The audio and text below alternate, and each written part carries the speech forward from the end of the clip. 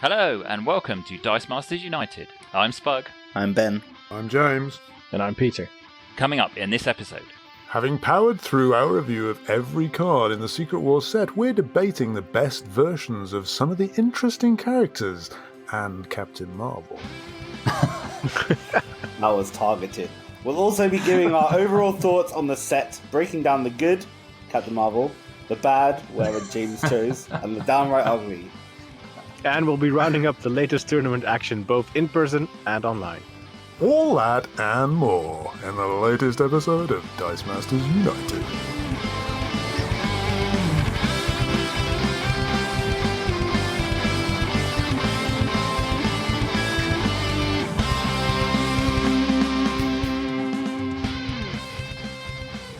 Right, well, welcome back, everybody. It's good to have you with us. Thanks for joining us. It feels like a minor bit of civil war has already broken out within the ranks. So I'm a bit worried in secret. Yeah, that's true. Yes, thank you, Peter. So I'm a bit alarmed about what might happen over the coming minutes as we get on to talking about the best versions of selected cards. But thank you for joining us. Yes, we have, as James pointed out, we have completed our reviews over the last 4 episodes. We have gone through every single card in the new Secret Wars expansion, weighing up all the pros and cons for all the different cards. Well, maybe not all of them, maybe some of the things we didn't quite remember, but we've had 4 episodes. If you want to go back and listen to them, then you would be very welcome. But we thought we'd do in this episode is just pick out a few of the cards. I'm going to say more interesting cards, but then James will start throwing things at me over the internet, and that have multiple versions that are interesting, and we're going to just have a bit of a chat about which ones we think are the best version of each card. So just to be clear, we're not going to be talking about the cards, the characters where there's only really one standout star. So for example, or none. Yes, that's right. So for example, the Terrax or the Corvus Glaive or some of those others that have got obviously very strong versions, but the others are kind of a bit lagging behind. These are the ones where maybe 2 or 3 of the different versions are broadly equitable in terms of the power, and we can debate it each way. So we've just picked out a few, and we thought we would have a bit of a chat about these ones. So shall we crack on with Black Panther, which is the first one? Who wants to kick us off and say which one they think is the best version and why? We'll probably need to remind the viewers, the listeners even, no one's viewing, what some of the more interesting versions of Black Panther do. It's obviously the rare without... Okay. This format's going well already. Yeah. Well, he's a 6 cost and he has an energize ability, which I don't care about, but it mainly says while Black Panther is active, when your opponent feels a character die, you may reroll one of the other character die. I vote for that because it's very annoying, and there are ways of manipulating your opponent into fielding characters such as the Falcon Global and also Instant War and Namor, but mainly the Falcon Global because it's fun. It's amusing. It's not going to win you the game at the end of the day, but it is really annoying and quite fun if you're playing it. I'm not against it.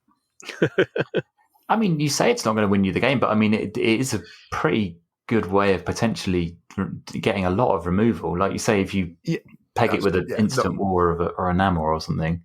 Not directly. Because, I mean, the trouble is all of those 3 things that I mentioned involve you fielding a character and them fielding a character. So you don't necessarily get an overall swing, but you do get to get rid of the good stuff when they feel the sidekicks, which is funny. Yeah. But probably works better even really, except that it's beyond your control in providing them with awful decisions to make about whether they actually feel characters or not. And it certainly could lead to you winning the game, but perhaps not as directly as the other Black Panther, but I just don't like that one. Who wants to advocate for the other Black Panther then? I know, Ben, you must be gagging for it. Well, no. I mean, rare is... Just so you can disagree with James more than anything else. The rare, I mean, is clearly definitely better. I will say on the down part of the rare, you can't re-roll the thing that they just put in. That would be very, very powerful. Yeah, that would be crazy. Oh yeah, that would be really irritating. And it'd be interesting to see if you do like Instant War, you at least roll 2 of their sidekicks out.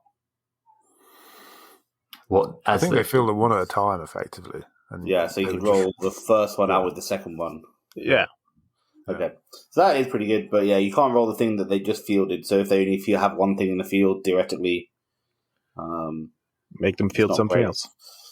Yeah, but then you have good stats on it. The 4 cost, I will say, is just interesting because it's an alternate win condition. It's a card you could build a team around. It's only 4 cost, so 2 cheaper. Not that it does cost 4, that's quite good. Yeah, 4 for a 2/8/8 is pretty good on top level. Certainly is. True that. But it's a max big one. Stats, max 1, but it's a thing that could win you the game, an interesting card to build around. Yeah, I mean, we didn't actually read the text, but it says while Black Panther is active, he's a Fantastic Four affiliated character. It says while Black Panther is active, if you attack with 6 or more different Fantastic Four characters, you win the game. Yeah. It's a difficult balancing act, probably, because 6 is probably the right number, but 4 or 5 would have made this a definite meta staple. Yeah, because there are only 6 different Fantastic Four characters currently. In modern, has anyone actually pulled this off? In anything? Let us know. Yeah. How many turns did it take? And if you've done it in Dinosaur Colorado, you get extra bonus points. We'll come to that place later, won't we? We will, yeah. For sure. Okay, so it feels like while there is some support for the super rare, most people seem to actually be advocating that the rare is the best version of this individual Black Panther. Is that a fair summation? Yes. Yeah. Uncontroversial, I suspect. Uncontroversial. Energize effects as well, actually. Your Fantastic Four character dice get +2 attack this turn. Good. Yeah. Could be good, but you don't really need to build Fantastic Four for this to work. I'll call it a consolation prize.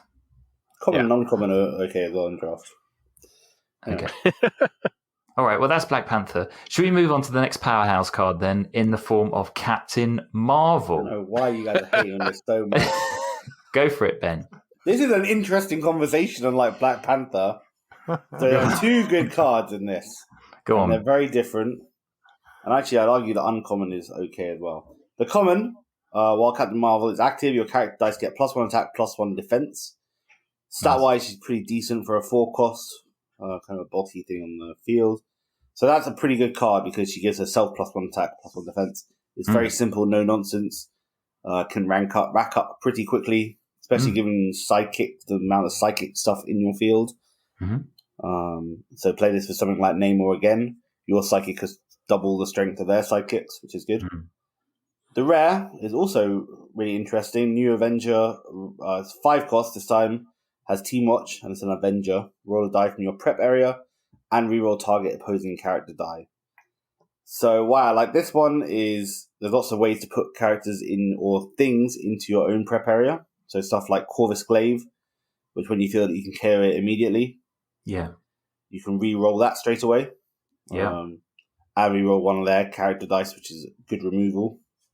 Or even stuff like Shocking Grasp can be really useful with this. Yes. So there's lots of, even Dark Phoenix Global, if you don't want to have an actual die that you have to buy. Just to be clear, on Shocking Grasp, and you could, if you use it and it goes to your prep area, you could then get to use it again. Yeah, exactly. Yeah, nice. Which teamed up with something like the Jimmy Woo, which triggers off actions, can be really strong. Yeah. So I think both of those are good characters that we'll see play. I mean, they're not as strong as the rare Black Panther, but both are equally strong, I think. Yeah. What do other people think? Okay. Okay. I can see the fun in it. I can't see... I suppose in terms of the other one's not going to see that much play either. So, all right, maybe they are reasonably balanced. I'll give it that much. I don't think either one of those will see a huge amount of play, but all right, fun, fair enough. I think the cost of both of them is too much for high-end meta play, but I think they're very useful cards to have in your team. Yeah. Peter, which do you prefer? It's tricky. Yeah, I think I'm going to go with the common because it's straightforward, no nonsense, just buff your whole team. I like that. The other one is fun, but I don't think because there's too many hoops because there aren't that many great Avengers currently. No, that was the thing.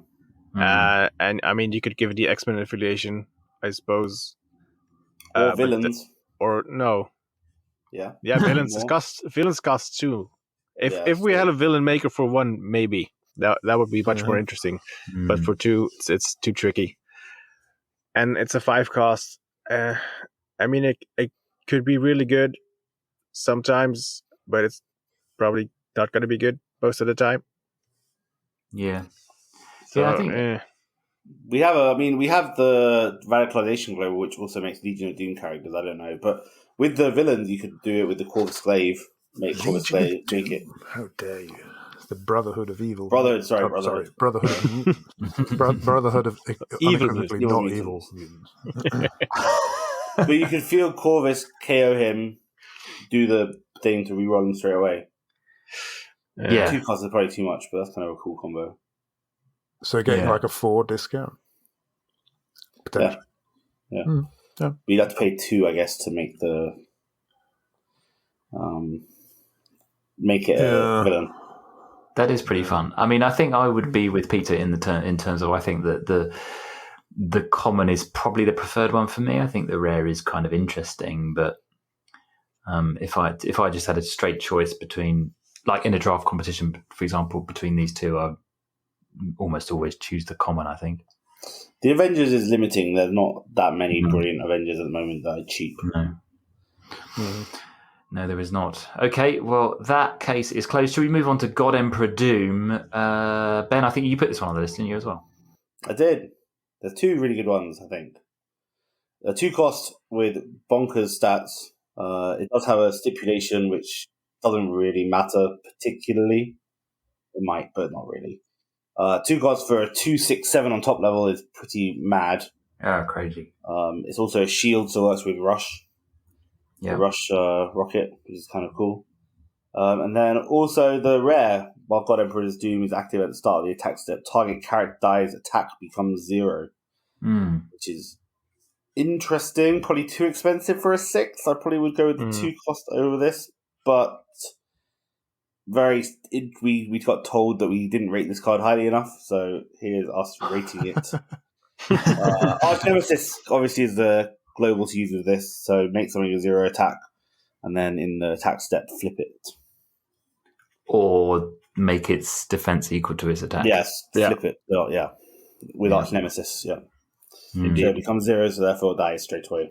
Yeah, because unfortunately we don't have a stat flip, do we? Because that would be fun with some of these. No, Arch Nemesis is basically a stat flip. Buttered characters. But yeah, no, that God Emperor, the uncommon God Emperor Doom is really interesting for a 2 cost. Obviously, Ben, you were right. He does have this. If he's blocked by 4 or more character dice, you have to send him back to the card. I mean, it's only cost 2, so it's not really the end of the world anyway. But sadly, max 2 is probably the thing. It's probably a worse hindrance to him than that slightly funky text, I would say. Yeah, that's bad fielding as well. And you've got Spider-Man who has, almost as good stats with much better fielding. And True. No limitation, but that is also max 2. But I don't know. If I wanted cheap dice, I would go with that Spider-Man or maybe the Storm, which we'll probably mention in a minute. Although you have to have 2 of those. The thing is, you have so many free-to-field globals now that fielding costs aren't as big a deal. No. The max 2 is an issue. Not in draft, of course. Doesn't count. You can load up with as many as you want then. No, I did. In the last draft game I played, I did get 6 of these. So that probably... I drafted 3 of them. But it does slightly loud my judgment, probably. I can imagine, yeah. Outside of draft, I would go with the rare because it does something somewhat unique. That's true. Yeah, it's not just stats, so... But I think 6 costs is probably too much for it. We talked about this in the review, didn't we? Yes, I think I stand by what because you have to pay 6, and then you have to force your opponent to attack somehow, and then you have to pay for a global, and then it's really cool. Or you could really just annoying, use like but Pip still the not Troll. quite as annoying as Black Panther. Yeah, exactly. Or you could just use Pip the Troll and spin the thing down to energy. Yeah, but Pip has trash stats, so there's that. There is that, yeah, indeed. In its favour, I will say that this is the only character that I did take 2 of out of my binder during my team building with the 2-team takedown. They are both the uncommon and rare are in different teams. Different teams, okay. Oh, there we go. That's not even allowed, is it? No, I know. I'm just in my theory crafting. I have like 10 teams. I have 10 teams. I need to narrow it down to 2. But. Yeah. The rare is sort of the opposite of that rare Superman, isn't it? From Superman Kryptonite Crisis, where it makes some things attack 5. Mm-hmm. Oh yeah. This is the sort of the opposite of that in a way. Yes, Superman and God Emperor Doom are known rivals. Yeah, that's right. Yeah, indeed. Lovely stuff. All right, so what we voted for? James says the rare. Ben? I'll go with uncommon. Peter? Rare. I feel like I need to ask you before so you can start thinking about it before we get to you. And then you give me an immediate answer without making all those noises. All right, so you gone with the rare. Yeah, okay. I think... Yeah, well, I feel like it's a bit of a case of horses for courses in a way because it feels to me as if the uncommon is really cool in draft, but I'm going to pick that and go with the uncommon too. I think that's fun. So we're on a tie, so they're very cheap. Yeah, we're on a tie. Let's move on to Goddess of Thunder, shall we? No resolution, okay. No, there's no resolution because we are a house divided. I'm changing to the rare. There you go. The rare win. There you have it. Okay, it's the rare. Max 2. So the uncommon fills it. Yeah, maybe, yeah. So, let's move on to Goddess of Thunder, shall we? Peter, do you want to kick us off on this one? So, she actually has 3 pretty decent versions, I'd say. The common is really strong because it's only a 2 cost, and she can have as much as 8 attack. Mm-hmm. If you have 2 of them fielded, because you don't need to have a different active Thor. Yeah, did we not realise that when we first talked about this? We did not. No. They ruled on it. That was an oversight. So she is Goddess of Thunder, and her subtitle is Thor Core. Yeah. And the text says Goddess of Thunder gets +5 attack while you have another active character die with Thor in the name or subtitle. So she counts herself if you've got 2 versions. Yeah, another is a bit confusing in that. Of course. They've ruled on it, so. Yeah. It's good that, you can't too. It does. So you said, Peter, that if you've got 2 of the same, if you've got 2 copies of this die, they both get +5 attack. They both buff each other, yeah. Wow. Yeah. That's really cool. So is it a max 2? It's a max 2, sadly. Yeah. Yeah. Yeah, another one that's hampered by that. What about the other versions? So the uncommon rerolls X target character dice when fielded, where X is equal to the number of Thor core characters in your field zone. So she is a Thor core herself, so she will reroll at least 1 thing. If you have a couple of other Thor core dice, you will reroll more. So that's some pretty decent removal for a 4 cost. For a 4 cost, indeed. And she has low defense, so she's easy to KO, which is good for when fielded, and fielding costs are also fairly low. Yes. And then there's the rare. It's a 5 cost. When fielded, roll X dice from your bag and deal X damage to target character die, where X is equal to the number of active Thor core character dice in your field zone. So that's going to be at least 1 once again.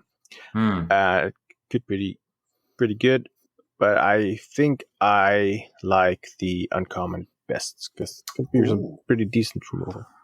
Interesting. This feels to me as if this is the first one we've got a genuine 3-way conundrum. Yeah. James, what are you thinking, James? I don't think it's a conundrum at all. It's 2 cost for me every time. Is it? I can't see me even playing either of the other 2. You just love big smashy stats, don't you? Let's face it. You're just so inconsistent, James. There's better removal. There's better removal available. And they're 4 and 5. 4, as I said, I think when we reviewed it, Goddess of the Plains has set up some pretty high expectations for a 4-cost Storm. And 5 is, I want my 5s to be doing a bit more than having to field another bunch of Thor core characters, of which there aren't that many good ones. No, that's Groot though. That's a flaw of both of them, the uncommon and the rare, I think. So, no, stuff Groot. 2 costs every time. Ben, what are you fancying? I think the 2 cost one is probably the best one, although I will say the uncommon one is really good in play. Again, I've only really played the set in draft, but in draft it's pretty devastating. The stats are just great for a when fielded character, so I really like that. I mean, the Groot as a cheap Groot as a cheap Thor, so getting 3 of these is not unrealistic. And rare seems pretty good in theory. Rolling 3 dice from your bag, dealing 3 damage to a target character. I like. I like all of these. I think probably the rare, just because +5 is hilarious. It's probably my favorite. You mean the common? Brother. The common, sorry. Yeah, the common, sorry. Yeah.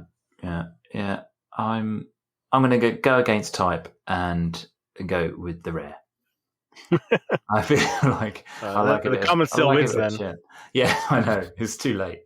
But, it would be good. The rare would be amazing if it was roll that many dice from your bag and re-roll that many characters rather than damage. Oh, blimey! That'd be cool. That'd be super strong. Maybe. Nah. Thor Core is not that strong an affiliation. No, that's true. The common, the thing is, there's a really good card that we're going to talk about, I think, coming up, which it works really well with already. We are, yeah. But okay, well, should we put that debate to bed then and move on to Jane Foster? Yeah. Ben, do you want to give us the lowdown on these particular cards? If we must skip by Invisible Woman for this trash, then fine. Well, there's no debate, is there, with Invisible Woman? But anyway, there is the common. Anyway. Talk about another time how I was outvoted. Okay. I guess people here are talking about the. If you behave, Ben, we'll give you a ones that almost made the list option right at the end, and you can mention Invisible Woman. Which Jane Foster do people think are good? The rares I like is interesting. I don't think it's going to see any play, but the rare has some crazy kind of transfer power mutation kind of thingy. It's mutation polymorph. When fielded, swap any number of character dice in your field zone with character dice in your use pile or prep area on the same level. It's multiple mutation on legs. Yeah, which is pretty cool. It's 6 cost with a possible 3 fielding, which kind of hurts a lot, I think, probably. Again, there is. You've just said that fielding free to field. I'm just saying that. I am saying that. I think it's probably very, very hard to set up in. Yes, that's absolutely play. But it is in a team. I want to try it out. I like the idea of this with the rush mechanic, with the rocket to get stuff out of your field when you need to. Global's good too. Pay a generic spin target character die that was fielded this turn up 1 level. Obviously, that's fine. To your opponent, but that's also on the super rare and the super rare. Which I suppose the super rare is the other one that people like. I like the common too. But it's not as good as... I think, honestly, the super rare is probably... Anyway. So Jane Foster... The super rare is while Jane Foster is active, reduce damage from opposing character abilities by 2. When she's KO'd, you may move a 5th character with purchase cost 5 or more. You may use pile to your prep area. So it's like Iron Fist, but bulkier. Yes. And for a 5 cost, I think it probably is better than the rare. But I don't have it, so... Therefore, it is trash. The common won't see play either, but it's gained an awful lot of life. The common says when fielded, gain 2 life and gain an extra 2 life for each of your other character dice with Thor in their name or subtitle or the Thor core affiliation. Again, obviously that relies on having other Thor core dice, but I think honestly this is an Invisible Woman situation really. In fact, because probably the super rare is substantially better than the other 2, as is the case with the Invisible Woman, which we skipped over. Yes. Just to correct you there, James, you said character dice, but it's active characters with Thor in their name or subtitle, which is obviously quite different, but fairly different. You can't just have multiple copies of the same one, but sure. The thing is, I will say in the rare's favour, I suppose, is there that much pingy stuff? We don't have an Iceman, for example. We have quite a few. There are quite a few things in this set that deal a little bit of damage, aren't there? There's also Jubilee, Thor from previous sets. There's Magic uncommon from this set. It just seems to be there's a lot of smashy. Smashy, quite smash. A bit of pinging. Okay. There's a lot of re-rolling and spinning, but there's quite a lot of pinging too, I think. Okay. In modern, at least. Yeah, I guess the Super Rare Thor is a good counter to that, which is appropriate. Yeah, I like that secondary ability as well. Yeah. That's interesting. Yeah. I mean, James said mutation on legs. Obviously, it's only mutation on legs for your side, because obviously one of the nice things about mutation was that you could use it to swap out your opponent's characters if they had something that you wanted to get in that was in the right place at the right time, which is quite a nice sort of defensive measure. Made it a bit more flexible. Obviously, this only is your characters. If anyone can make a team that makes that work, I will gladly make a video with them. Yes. Okay. Now's your chance for recording. I have a team. I have no idea. I thought it probably wasn't anyway. Yeah, well, you use the Namor. If you use the Namor to get a bunch of sidekicks or something, or some of the sidekick characters, or even just use Mr. Sinister to get sidekicks and get some stuff. It's just how do you do this repetitively for a good effect? You probably can't. Really. You sort of need to do it in a place where you're going to win, I suppose, aren't you, generally? Yeah. It's your 6 cost. You need it to give you a flood of characters, and you want it to give you something like a Barry Allen or something, but obviously with a 7 cost, that's never going to happen. No, and then you paid however much to field it. Yeah, quite. The thing with mutation is a free dot, like, so you just buy something and put it straight in. And you can do shenanigans. There's loads of shenanigans we had with that. Like, you can attack with something, see what's unblocked, then swap something in. Swap it, yeah. Like you said, swap your opponent's stuff out. Yeah. I wish this ability was on a cheap character that had good fielding. It's more like it's a case of mutation on one leg. More like mutation on a, don't know, MODOK body. MODOK, honestly. Anyway. Okay. Super Rare is the answer. Super Rare is the answer. Does everybody agree with that? Yeah. Yeah. Okay. All right. Well, that was effectively a redundant conversation. Let's move on to Molecule Man. James likes Molecule I do really like the rare, though. You do? Okay, good. Yeah. You give it some love. Thank you. James, do you want to talk about... The rare's more fun. Yeah. This is true. Yeah. James, talk about Molecule Man, because I know you like him. Molecule Man has 3 potentials. The most fun, I think, is the Super Rare, which is a 4 cost, and says while Molecule Man is active, your spider friend character dice costs 1 less to field, costs 1 less to purchase, and return to the field zone after they deal combat damage to your opponent.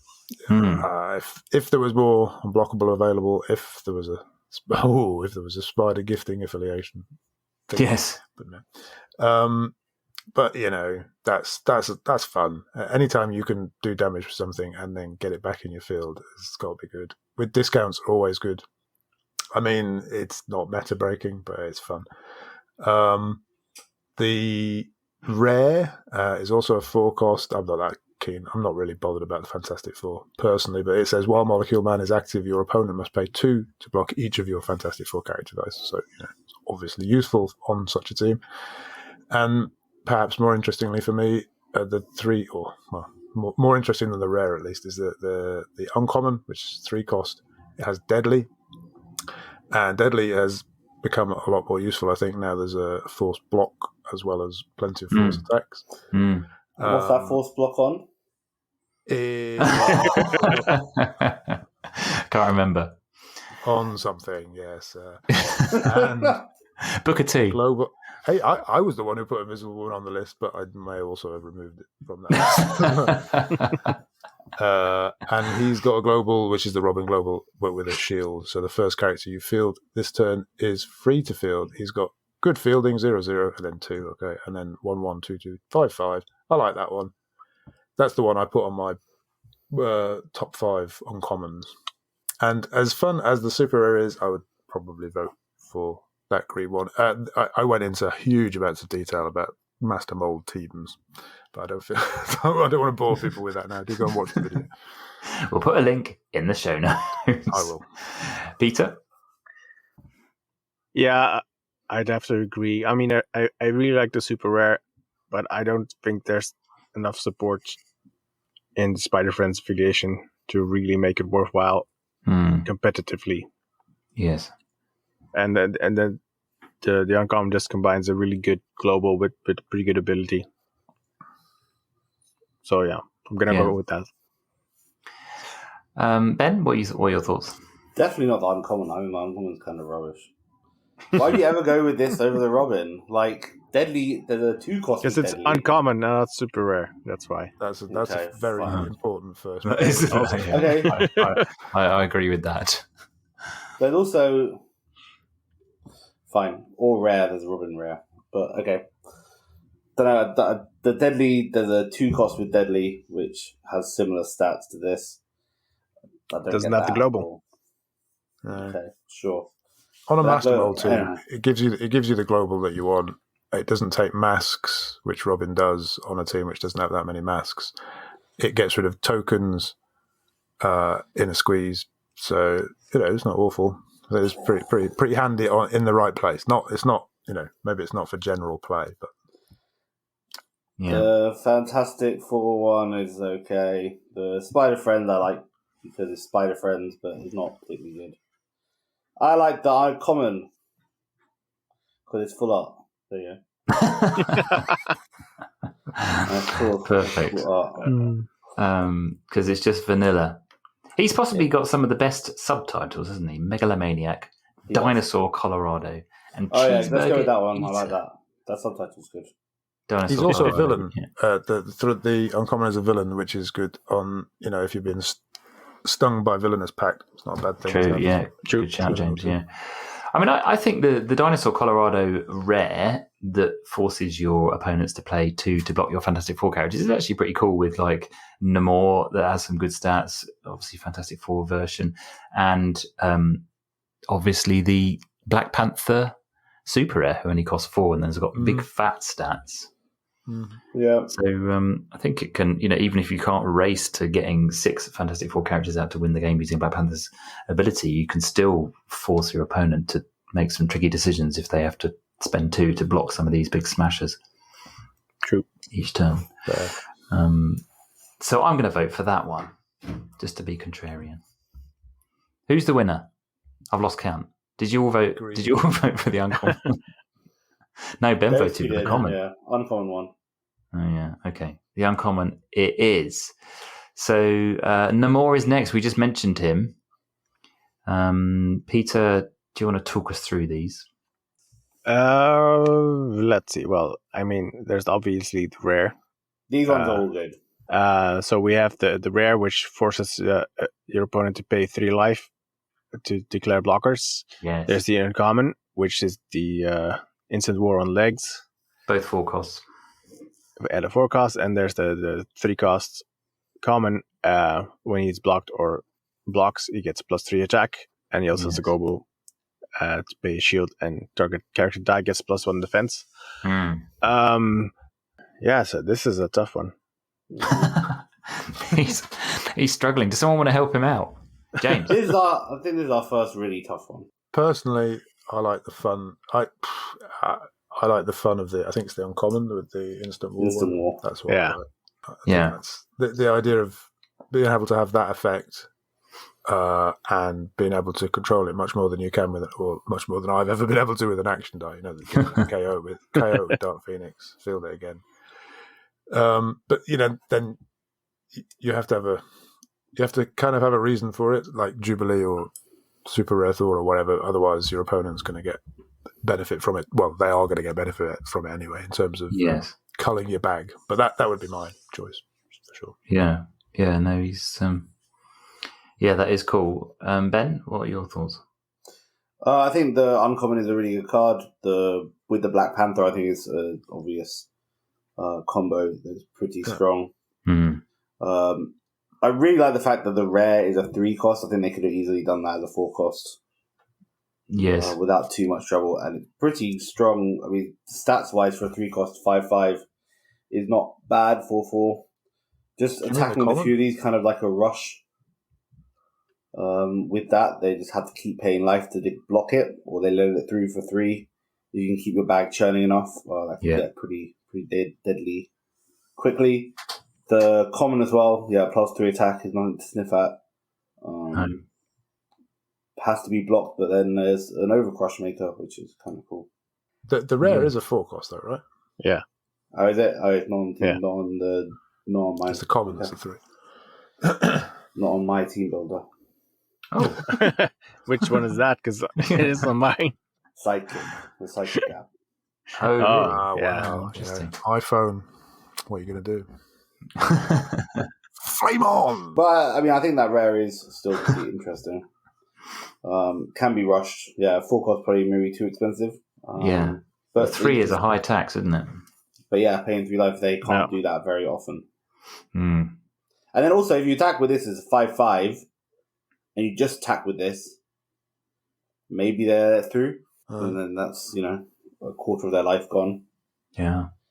I think that the Namor will probably win the day in terms of seeing most competitive play because of that fielding thing. And as you say, if you combine it with the Black Panther that spins stuff down on your opponent's side, or re-roll stuff on your opponent's side when they field characters, that's pretty painful. Yeah. Are we declaring the uncommon the winner? There's so many psychic things, I think, that have come out of the set that go with stuff like Batman and Harley Quinn. It's really strong. Yeah, that is a good shout. Yeah. So are we crowning the uncommon the green winner again? Yeah, for the win. There we go. Okay, good stuff. Phoenix Force Cyclops is next. James, you took me by surprise. You've got the green, the uncommon one, which is Dark Phoenix, but costing 1 less. And 6 cost. With slightly better or slightly higher attack and defense, I think.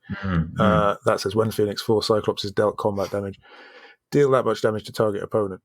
I've yet to play with this, but there's lots of force attacks. There's a force block, and it being 6 instead of 7 makes it significantly more reachable, I think, as we've seen with Master Mold versus Barry. Yes. So I think that could be competitively pretty useful, in fact. I might be wrong. Then there's the one that we dismissed, or I dismissed, the rare, I think. While Phoenix Force Cyclops is active at the start of your opponent's attack step, they pick an affiliation. Only psychics and characters of that affiliation may attack. It's a bit more interesting than we gave it credit for, because obviously there's quite a lot of unaffiliated stuff, including Master Mold tokens. So that has its use, but doesn't do it for me. But sure, it's not bad. And then the common is interesting too. That gives -5 to your selected character, all dice of your selected character. Yeah. So there's a super rare. Bloody there's hell. even a super rare, James. Yeah. Super rare pretty well. It's just Drax. All right. Okay, but it costs 5. Yeah. So sure. And the useless global. Okay. So I would go with very much the uncommon again, the green again. But you're going green, James. Really? Ben? I would say that uncommon was probably my least favourite out of these. Oh, go on. I think probably the common is just hilarious. -5 attack is hilarious. I get that the uncommon is probably, it has such a good global now with the Invisible Woman global. Yeah. To pair with it, the force block global, that's really, really good. It's not novel. It's nothing. It's nothing new. Yeah. It's strong. No. Yeah. But that Invisible Woman common's pretty good. Anyway. I think all of these cards are really, really strong. I think probably the uncommon is going to see the most play, like James said. I think I like the common the best. Yeah. It's a shame that the common can't deal with Master Mode tokens, isn't it? Because obviously it references a card rather than it is funny though, a die or anything. But completely hobbling your big fat your opponent's biggest fattest attacker is quite interesting. I think that I think the rare is pretty interesting when it comes to stopping things from attacking that don't have affiliations. Yeah. I think there's a lot of affiliation makers. I think if people start playing this against Master Mold just fits in radicalization on their team. Yeah, maybe. Already. I think that's possible, or whatever the other affiliation maker is. Is there another one? There's a villain one, isn't there? Yeah, only more. Is that it? Yeah, maybe that's it. Isn't that? So they have to work around. I suppose the villain one would make most sense on a Master Mob team. Yes. But yeah, it would be a stop. It'd be a way of stopping them. Yeah, it's another option, isn't it? 6 is a lot. Yeah. So we're going green again, are we? The uncommon. What did Peter say? I'm torn. The rare. I mean, the rare is a really good control piece, but it's also fairly situational. Because sometimes it's not going to do that much. If your opponent is running mainly a certain affiliation, then it's not going to do anything. So then it's a useless card. Yes. And it's 6, which is a bit expensive for a control card. So I'll go with the uncommon. The uncommon. Yes. So my vote is utterly irrelevant. So I'm not even going to make one. I mean, the card I'm using out of these 4 is the super rare. Because I'm just using it with Drax. I think that's hilarious. Oh no, that's horrific. Stop 2. I think you mean gross. That's That's so mean. Oh yeah, that is horrific. Good stuff. All the uncommons are doing ever so well. We're on to Spider-Man. Who hasn't done one for a little while? Peter? Yeah, I don't know. I mean, I did the super rare is gross. Tell us what it does. It gives opposing non-fist characters -1 attack and -1 defense. Yeah. For a 5 cost, which is obviously quite expensive. Yeah, but yeah, the common has good stats, but that's it. So it's good, but it's boring. Okay, yeah, good but boring. I mean, that can be useful. Don't underrate it. I've lived my life on that principle. I like the rare. You like the rare, which is Team Watch, Prep or Die from your bag. But again, the problem is there's no really good Avengers or Spider Friends, particularly. James would disagree. Well, the best Spider Friend is the 2-cost Spider-Man, unfortunately. Yeah, see, if this had been on a different character, then you could combine it with the common Spider-Man. That would be interesting. But that was good Spider-Gwen, I suppose. Yeah. Probably gonna die with Team Watch. I think that's a useful ability. We saw it on Star-Lord, was it? From the previous set. It was okay. It's a bit slow. It's actually this set, the Star-Lord. Oh, that's he deals 2 damage. He costs 3 and deals 2 damage. The super rare Star-Lord. Team Watch deal 2 damage to target character die and prep a die from your back, and he costs 1 less. Now there aren't any other Guardians, but it's like in the plan. That's the sting. But you need an affiliation maker to make good use out of this anyway, since there are not very many good Avengers and just Spider-Gwen for Spider-Friend. So I don't think there's much of a battle going on here. I mean, they're all right. 2 is good, but as Peter says, it's vanilla. 3 is 4 is okay, and 5 is pretty good. The black suit wins it. The Angelo Fortunato. Yeah, that's by far the best one. That's the one. This probably shouldn't have been in this. This is a definite. Should we go and talk about Invisible Woman? Yeah, let's go. Let's go back to Invisible Woman. Well, I think you guys just got the 2-cost is that. Actually, the 2-cost is really, really good for a 2-cost for the stats it has. Yeah. But again, it's max 2. It's max 2. There's so many of these cards that are max 2, isn't it? It's strange. It's a good way of balancing cheap, though. Is it? It's not max 2. Oh, isn't it? It's what it says on the tin. It is, yeah. It is, yeah. Which one? The common. Peter Parker, Spider-Man. I was at Invisible One. Sorry. You've all gone rogue and gone back to Invisible Woman. What's going on? That common global is super strong. The common global is super strong. You want to add this to the list, don't you? You're trying to... No, fine. Lobby. Let's move on. We'll get it as a near miss. Okay, maybe we should have included it instead of Spider-Man, but what's done is done. We can't go back and change time. We can complain. We have not got the the Eye of Agamotto, and we can't. If I could turn back time. Yes. If you could find a way. Yeah. All right, let's do the final one of this little segment, and then Thor of Higher Avalon. I can't say it. Thor of Higher Avalon. Ben, do you want to kick us off on this one? Sure. The uncommon is probably the best one. It has a very strange ability where if your opponent's going to attack you, you can deal 2 damage for each team affiliation in their field zone. Divided any way you choose among their characters. So if you make stuff affiliations, or if they have lots of affiliations, you can do some pings off. So I think that's probably the best one, particularly paired with the Goddess of Thunder that gets crazy stats. So on your opponent's turn, you clear their field a bit. And on your turn, you swing through with the Goddess of Thunder. But if you're just Jane Foster, that's true. Yeah. But if you're going for just wanting to make the Goddess of Thunders as big as possible, I actually quite like the common, which is a 4-cost for some bonkers stats with okay fielding for when field ability. Roll a die from your bag. Very simple. And a bit problematic for your opponent if you get a bunch of these out and just keep rolling dice and attacking with them and Dark Phoenixing them, and you also have Storms. Pretty good.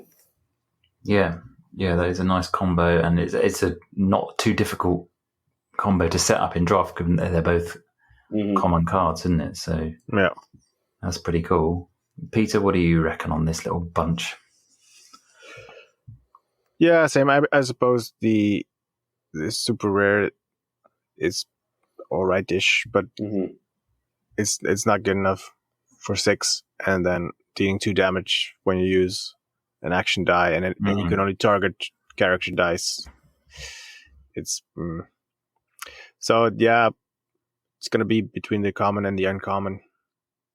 The rare's not bad, is it? I mean, the 5 costs with Overcrush. No, run of the mill. We've seen a lot of that sort of thing. Right? Yeah. True, His stats are not outstanding for 5. No, but it's not terrible. It's not terrible. I'd pick it up in drafts for sure. But other than that, I wouldn't play it. And probably others also not. But I really like the uncommon because it's such a funky ability and it's refreshing. So I like it. Yeah, no, here's a new one. James? Yeah, definitely the uncommon. I think Thor this is on the edge of being, unambiguously, it's just the uncommon, really, isn't it? I mean, the 4 cost, okay, sure. 4 Thor, Thor 4, Thor. Even just being able to say that is a good thing, and it acts as a Thor core or indeed a Thor for other things. But I think Thor core for East 5. I'm just going to say 4 Thor for Thor. Yeah, if Thor core wasn't such an important affiliation, the 4 costs wouldn't be anything right home about. But it is a good affiliation in this set. Yeah.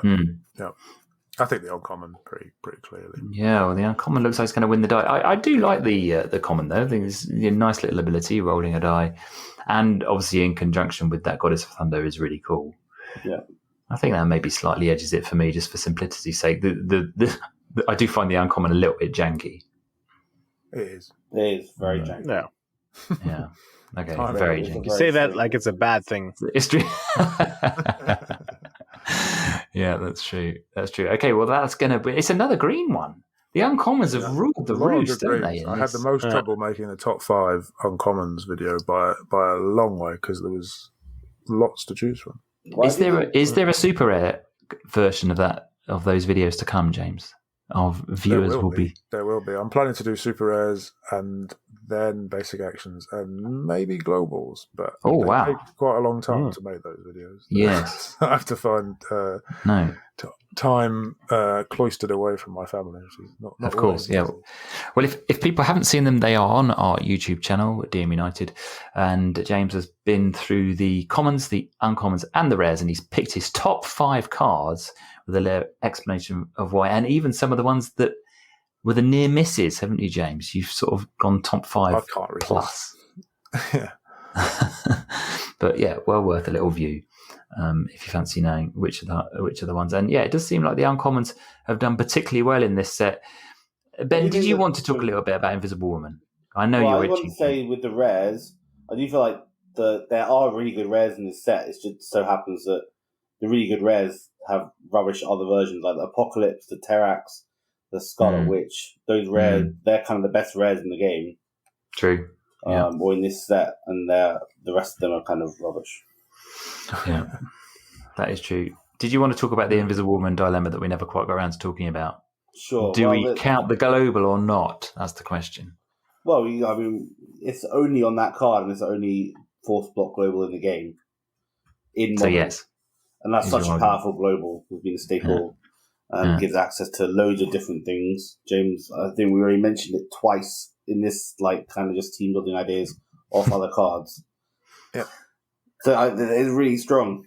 The uncommon's interesting, and obviously the super rare is really, really strong as well. Probably the best super rare in the set, which kind of overshadows the common. I just think the global deserves recognition.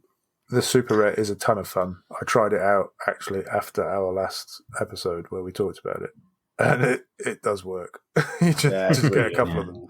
So it's a 6 cost. When fielded, reroll 2 target character dice, and all of your character dice get +3 attacks at the end of the turn. It's the front line on legs, isn't it, James? It is. Front line with some removal. Yeah, that's true. And no stipulations about being unblocked. Mm-hmm. It's dead good. Give it a try if you haven't already. Yeah. No, that's right. But you're right, Ben. In terms of functionality, it'll be interesting to see which one of those gets most used. I mean, probably it will be the common that will see its way onto more teams because of that global. Yeah. But I would agree that the super rare is super strong. The super rare will only be on teams that are built around that super rare. Yeah. Whereas the common will be on lots of different teams, I think, not just the ones that are built around. Yeah. It'll be interesting to do this with other sets, and kind of we've never done this kind of format before. So there's Namor and Phoenix Force Cyclops for me were the 2 ones which were really obviously there's multiple cards that are worth talking about and not so obvious. Between more than just maybe 2 of them. Yeah. That is a good point. But it does seem like the uncommons in this set have been strong based on what we've just talked about. So interesting. Are there characters that you think that we should have talked about here? Should we have gone for Groot, James?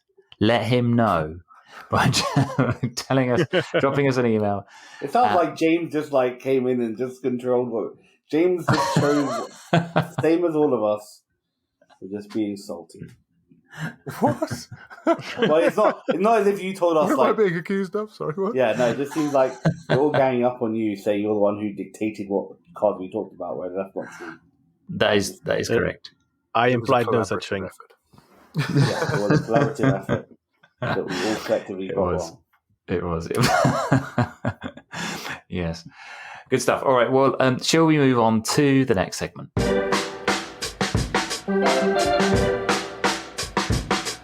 Okay, well, we have debated some of the more interesting, some of the difficult decisions between different characters there. And now we thought we'd give a little bit of time to think about the overall set. Obviously, as we mentioned before, we have reviewed all the cards in this particular set, but we wanted to sort of just chat a little bit about our overall impressions of the set as a whole. I mean, obviously, the first thing it's done is ushered in a whole new design, a whole new type of box that has been sold in the form of the Origin packs, giving people an easy way into the game for the first time really since the starter sets were phased out what seems like an age ago. I mean, what are our overall impressions of this set generally in terms of the power cards that are there, the set as a whole, the redesign, and then we'll talk maybe a bit more specifically about some of these things. Ben, what are your thoughts? Overall, I think it's a really decent set. I've done maybe 5 different little mini drafts now with it. Mm-hmm. I think it holds up very well in that format. I like the fact that some of the standout cards are the rares, and in your draft pack you kind of get a rare card, and that's the card I'm going to draft around. And then a lot of the other cards are quite functional abilities. Lots of kind of roll this die or give this stat boost. It's not complicated stuff apart from in the rares and maybe in the super rares. So I like that. I like that for drafting. I think it's very strong. I think overall the set design, I like the new look of the cards. I think they look sharp. There's good quality on the cards. The artwork looks pretty decent. Yeah. There's a very positive that the set, I think, is a good jumping on point, as well as having enough interesting new abilities for us. I think one of the people I was playing with said that what they've done in a lot of this is taken action cards from golden sets and put them on characters. Yeah, exactly. Yeah, I was thinking that which earlier is really interesting. On legs stuff. Yeah, which is really cool. Like some of the actions have been some of the most interesting abilities, so having them on characters now, I really like. There's loads of nodbacks to the past with that Spider-Man. So I think it's a set that appreciates where it's come from, as well as doing something new and interesting. Yeah, Peter, what are your overall impressions? Yeah, I mean, when you compare it to something like the Dark Phoenix Saga, where it just recycled old abilities, they put a new twist on them here. Mm-hmm. So I really like that. I don't know how impactful this set's going to be for the meta, though. I mean, obviously there are cards like Distraction and the Invisible Woman Common that are going to be very impactful, but on the whole, there aren't any like really good new win conditions, I'd say. There's a whole new way of winning the game. Yeah, I know, but still, there's some control, but I don't know if it's good enough. So we're gonna have to see what people do with this. Obviously, I don't have any of the cards yet, so I haven't played with them. So that might change my opinion down the line. But overall, I'd say it's looks like a very fun set to me. There's some very interesting twists and new abilities, so I like the design aspect there. But we'll have to see how much it does to the meta. I don't think there's anything that's really gonna shake up the meta. No. Much. Okay, yeah, that's interesting. And in fact, I mean, you could argue that some of the globals are the things that maybe will. Yeah, mainly the globals are going to affect the meta, but other than that, I don't know. James, I come at it from a different angle than Ben, probably because I haven't really drafted. Actually, I haven't drafted, so it's time mostly constructed. Yeah, I've been doing stuff with Jason on videos, so I've been mostly mixing it with cards from other sets. And I will say that there's been a lot of cards, maybe, yes, not meta changing, but there's a lot of cards that stand out as stuff that I want to play with, like the Rare Panther, the 2-cost Goddess of Thunder, Molecule Man, super rare, Spider-Man, and then the horrible sort of rare, whatever his name is, Terrax and that sort of thing. So yeah, lots of stuff that's fun to play with. I wanted to ask Ben about drafting because somebody said on Facebook that they really didn't like it as a draft set, and it ended up really wally. What was your experience of that, Ben? I can see that a little bit, particularly if people get Captain Marvel and aren't willing to attack. The game we've played, I mean, maybe that's partly just because we played a lot. The people who are playing, so we kind of know that if you want to speed up drafts, you kind of have to be willing to attack with stuff. So yeah, I can see it definitely. If people are kind of tentative, there aren't any particularly standout win conditions, kind of like what Peter said. Other than I have a big stat dude who's going to attack. So if there's walls and walls and stuff, it can happen. There's no real way to get around that. Magic is the best clearance we have, which is only 2. Yeah. Particularly like I said, there was a game where both of us had the common Captain Marvel. Yeah. And I just became like, just stand there with massive walls for damage to get through. Like, it's not worth attacking with everything, because if you attack with anything, they win on the next turn. So yeah, I can see that happening. But I don't know. I think overall, if you're experienced enough and kind of are willing to play maybe a bit more risky, it shouldn't happen. Yeah, I think it's that willingness, isn't it? Yeah. It's more fun. It's more dry. Yeah, just tag with something. Yeah, you don't want it to take forever, right? No, definitely. I mean, one thing this set's been a little bit criticised for is the lack of ramp. I mean, obviously we've got a prep global in the form of Thing and Wolverine, yeah, and then a bunch of other kind of abilities on cards that prep stuff, but most of them are not really very reliably useful. Do we think that's the problem? There's not much prep, or is there not much ramp in this set? Because obviously, go on, James. I was just going to say, in addition to what you've said, there's also there's at least a daily bugle thing, so that's pretty good, right? Yeah. And there's shocking grasp, which is some sort of ramp as well. So I can see. I haven't really played. I haven't drafted, so I can't really comment on how it is in set. Yeah, daily bugle is the go-to thing for it. But again, there's lots of characters that are when fielded roll a die, which is the worst kind of ramp. Yes. Really. Yes. It's a die for a die, basically, isn't it? Yeah, and also no guarantee you're going to roll what you want. No, it's one roll. Die for a die, and soon we will all be blind. But I think it wouldn't be such a problem if we weren't in such a drought of ramp anyway. Except for Mr. Sinister. Apart from Mr. Sinister, I suppose so. Yeah. Which in a lot of formats are now just banned. Yeah. No, that's true. There's no sort of Mr. Sinister global or not anything. There's no mimic. They need to bring mimic back. There's no prep global on a basic action, right? Is that correct? There's no resurrection. There's Villainous Pact. But not in this set. Yeah. Not in this set. And not in this set, no. Conflicts horribly with Dark Phoenix, which is kind of annoying. Yeah. Yes, it does, yeah. Super it's weird they only had the Wolverine and the Thing global when they're both Fist globals. Yes. But, there are end cheapeners. There's at least they've reprinted, although it's not as good. The what is it? Apocalypse Super Apocalypse, Rare. Yes, on the Dark Phoenix global. It's on a Super Rare, which is annoying, and it's only 1%, which is annoying. And you can only do it once. You got Corvus Glaive, of course, which we like, the common that reduces the cost of stuff. And the Black Swan, I think. Right? Yeah, that cuts the cost of shield characters. The thing, I think, to go back to meta impact, I think that Pirate Broadcast is going to have the biggest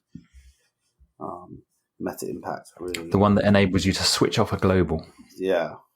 Partly I think initially people might try and do it to stop the thing is we haven't had anything that really stops Master Mold.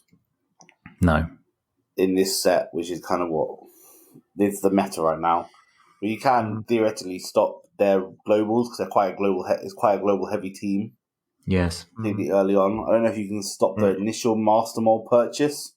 But you can definitely clog their bag with the Pirate Broadcast. And you can Are we talking global or action? Yeah, no, the global. Right. The Blackbird global, you turn off Mr. Sinister, they can't ramp anymore. Yeah. They can't get in their bag. Which means they're going to have to turn off Pirate Broadcast with their Pirate Broadcast. So you get into that little mini game. Well, sorry. Turn off Pirate Broadcast with Pirate Broadcast, don't need to bring their own. Yeah. So that little weird mini game happening. So that could stop them. Yeah, because it sort of acts like a tax as well. Yeah, exactly. Mm-hmm. It also shuts off force attack globals, which are everywhere, which could be good. Yeah, that's true. I mean, it's a slightly weird one, isn't it, the Pirate Broadcast? Because obviously it turns off a global ability for the rest of your turn and the entirety of your opponent's turn. Yeah.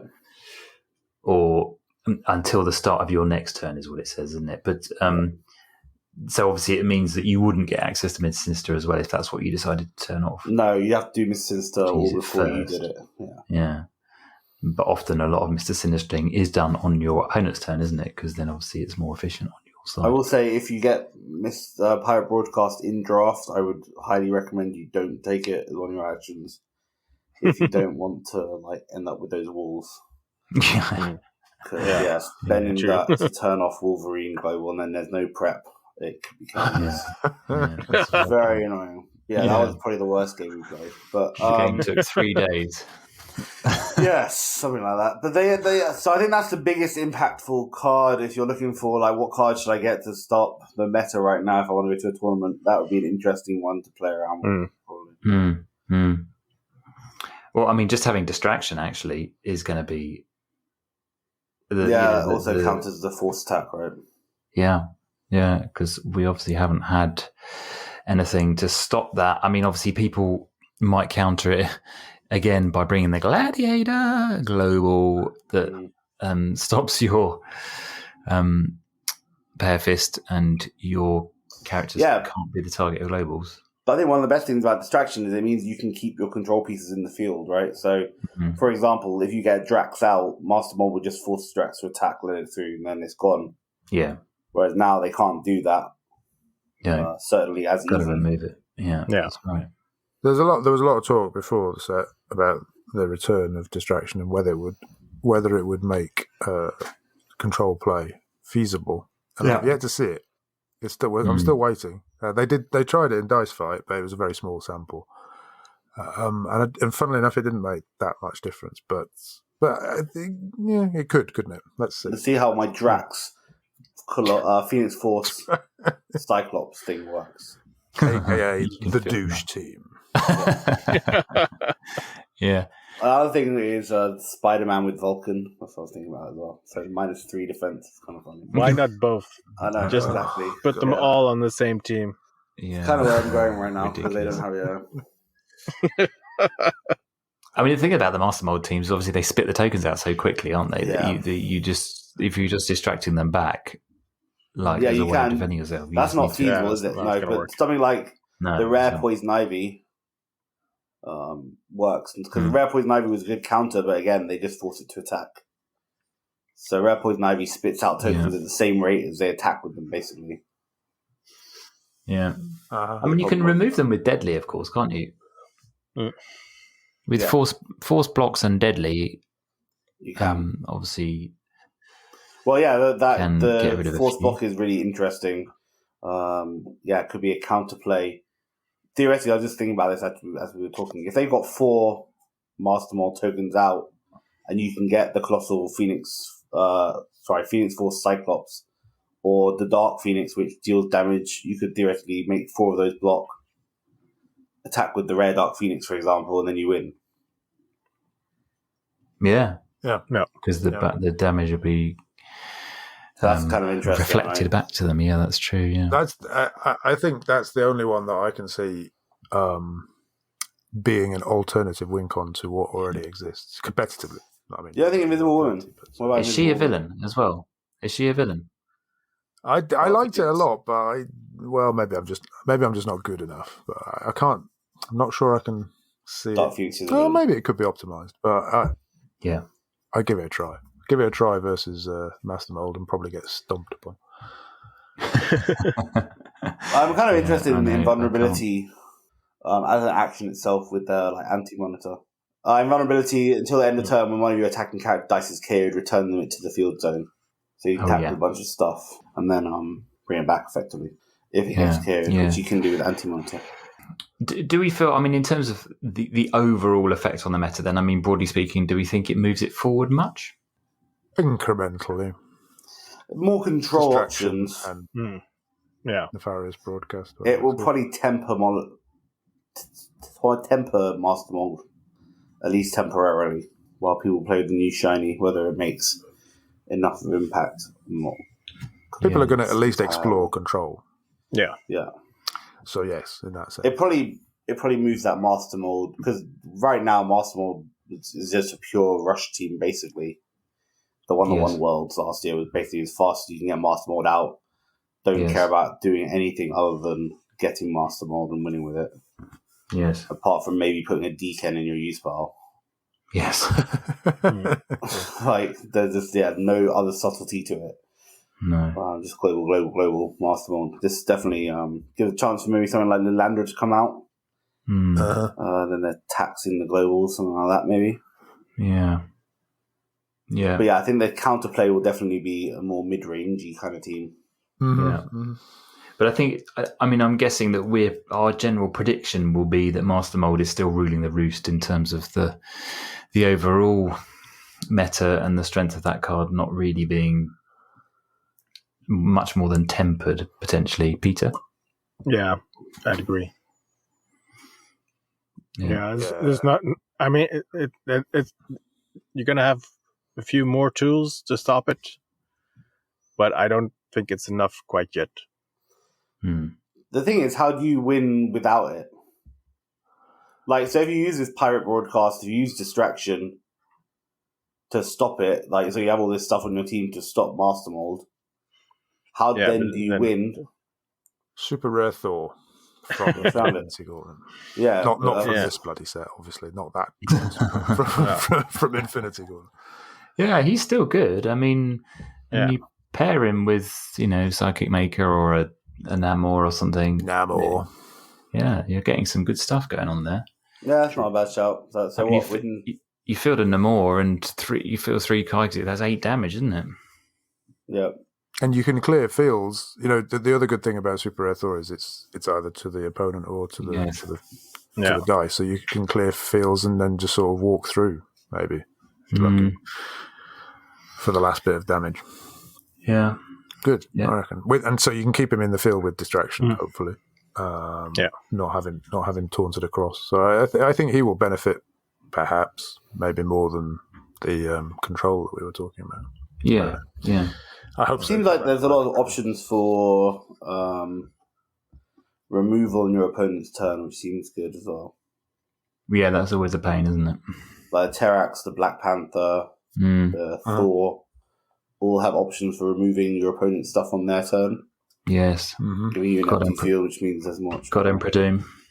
Yeah. Yeah, exactly. Yeah, so there's more options for that as well. Yeah, and that's actually removal we've not seen very much of, isn't it, recently? Yeah. Which is good. So yeah, overall, I think we're probably erring towards the fact that it does inch things forward, but it's not like a huge step forward in terms of the overall meta. We're not kind of crowning a whole new load of win cons that are going to be stomping all over the meta. No. Master Mod's still up there, but it's moved the design forward and for sure inched the meta forward. That's I also think overall, outside of our kind of what we normally talk about, which is high level, the top meta play, it's a better set to get into than Dark Phoenix, Kryptonite Crisis for sure. Probably even Infinity. This is probably the best jumping on point since, I don't know, maybe Guardians or something like that. I like the Origin packs. Yes. I don't have one, but I've seen the dice. The dice look really nice, and I think the idea is pretty They sound. are really nice, Yeah. No, that is really Except good. for the misprint, which is a bit of a gaff. I know, that group's pretty good as well. In context. Yeah, no, the Origin packs are cool. Then they're cheap. They're an easy way to get into the game. You can just pick up a couple, can't you? For what are they, £6 or £7 or dollars or whatever your currency is. They're not hugely expensive. If people just fancy giving the game a try, then they can get those, have a simple game, and see what they think of the basic mechanics. And so I think that those are a good win. We just have to hope that they get broadly stocked in various places where people can see them and have a go at the game. And we also need some new sets announced. And yeah, it would be nice.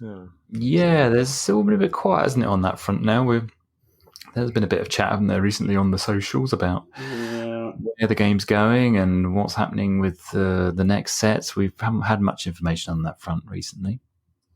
No. If we're not used to that by now, then... Yeah. This is true. Okay, well, let's round that off, shall we? And we'll move on to a little bit of AOB.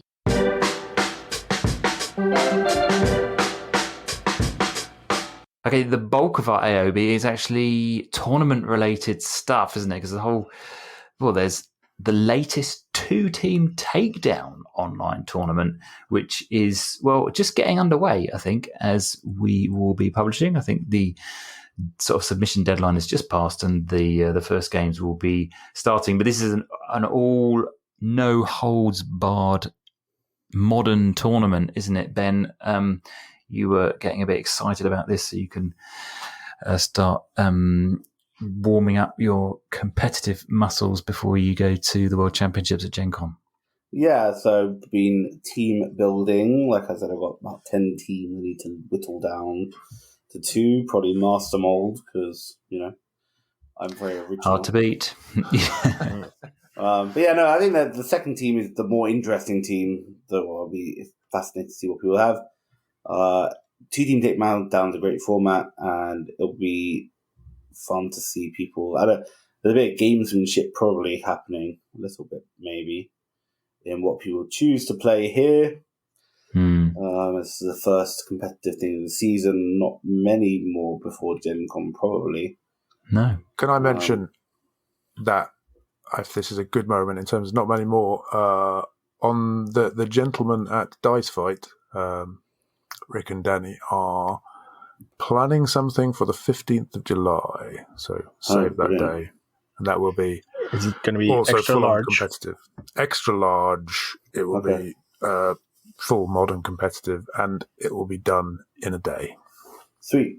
Oh, nice. So that is a Saturday, right, James? July Saturday the 15th of July.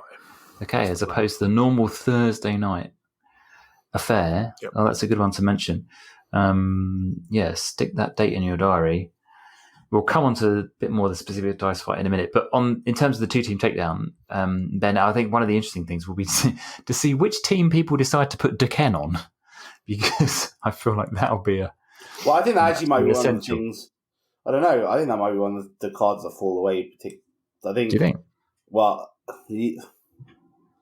yeah, I think that was kind of a good card for that moment, an unexpected card, and whether that carries on being the case, I don't know. I think once people know what it is, they can kind of play around it. It's kind of that initial shock factor of it. Yeah, is probably the most important thing with that card. Yeah, it was interesting actually because I mean, obviously, Dana, General Nemesis. Hello, Dana. How are you?